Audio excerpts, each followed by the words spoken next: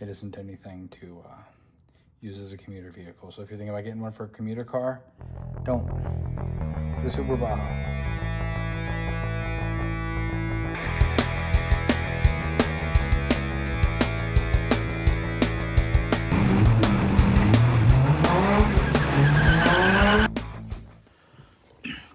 Hey, if you're a car guy or gal, you've probably found yourself in my situation before.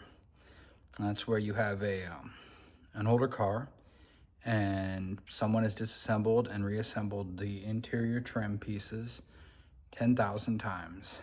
And the result is that the included hardware just doesn't work anymore. So what I'm looking at here is there's the this handle. It goes on this here, and it attaches to the door panel. And where it attaches to the door panel is the door panel part there is held on with these screws. And there's some pretty big screws, and that's cool because normally that would work, but I'll get you in here, show you. This here, this is one of the holes it goes in, and I don't have to screw it in right. I can just wiggle it in and out. And that's just the metal is too far gone. Now I could get some of these screws and some bigger ones and drive them home.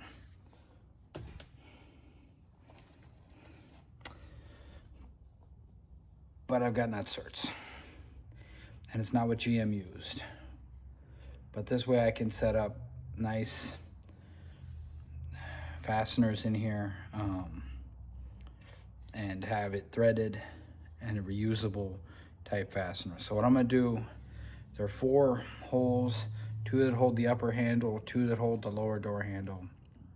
And on both doors, I'm gonna drill them out. I'm gonna set some nutserts in there, and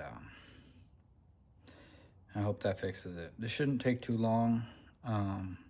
There's gonna be some time lapse in here because I don't have all the hardware. I wasn't planning on doing this tonight, but I got sabotaged, so this is what I got. So I gotta figure out what size to drill these out to, get them drilled out, get them set. I'll show you what's going on after that. But these are a really nice solution historically for me when I've had this problem. I need to make sure they have clearance behind them, but they should, because the screws were long as anything I've ever seen. So I'm willing to bet that there's a good 1/4 inch behind there for a nutsert when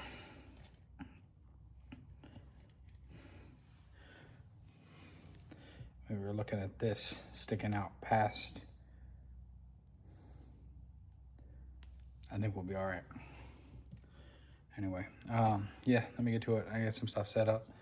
I'll get you in here and let you watch, but it should be all right. Don't worry about my Galaxy tape. That's just holding this stuff on. I had it. It was for another project, and that went away, so I got all this Galaxy tapes.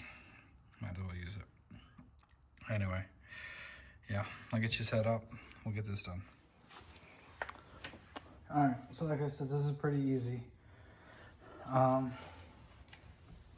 First step, you want to find a drill bit that's roughly the same size as the, I guess, insert portion. And then you drill out your hole. I already did that, but I was just showing you what drilling might look like if you were to do it. You may have to flatten the metal out if it's been really stressed. I did this one here already to practice, and I had to do some hammering on that and some filing. And then you take the tool,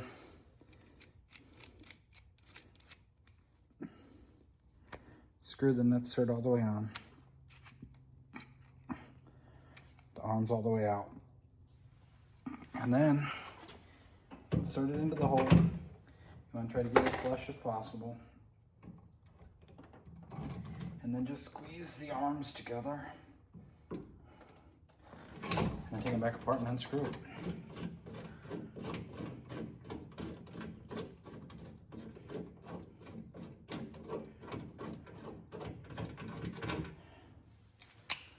like I said, I don't have all the hardware, but I do have a test screw here. This is 1/4 by, what is it, 1/4 by 20. And now it just screws in. That's not loose at all. It's really nice. Same thing here for all of these. Oh, they're all gonna be the same size, so I can use the same hardware for the whole door. So if I happen to have multiple different sizes, like how it came from the factory.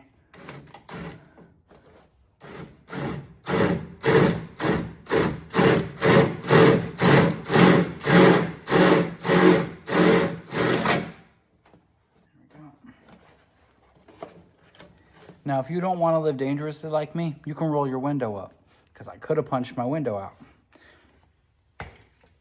But I like spending money, so no, I just don't have my keys, and I'm being very lazy, and I'm trying to show you something. So I guess I was willing to take the risk. Don't be like me. Don't be willing to take the risk.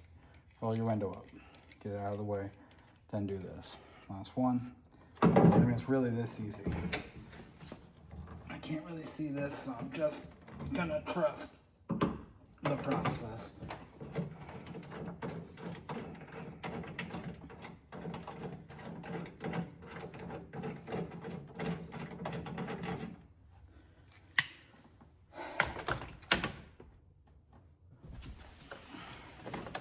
Point is, these tools are money.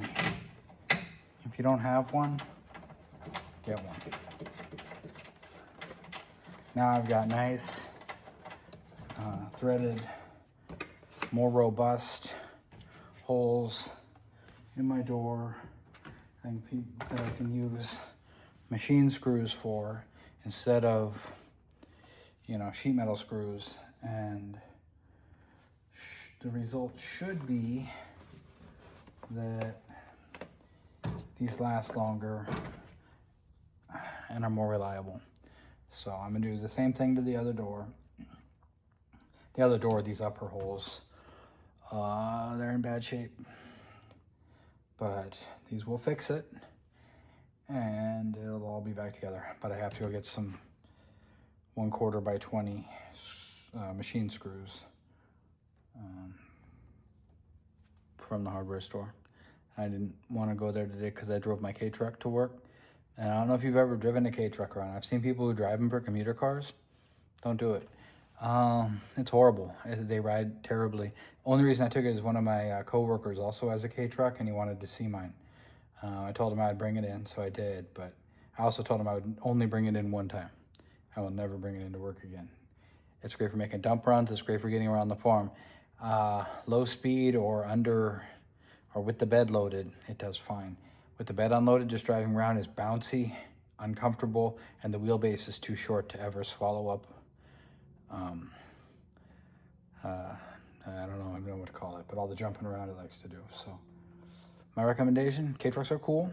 They're really functional, really great tool. I use mine like a little tractor that I can take to the dump, but it isn't anything to use as a commuter vehicle. So if you're thinking about getting one for a commuter car, don't. Get a Super Baja. It's little and kind of truck and is an excellent commuter, and I drive it every day. And I mean, I've driven all kinds of things. Arguably not as nice as Raptors. I used to have those ride like Cadillacs, but almost. It's pretty comfortable. So there you go.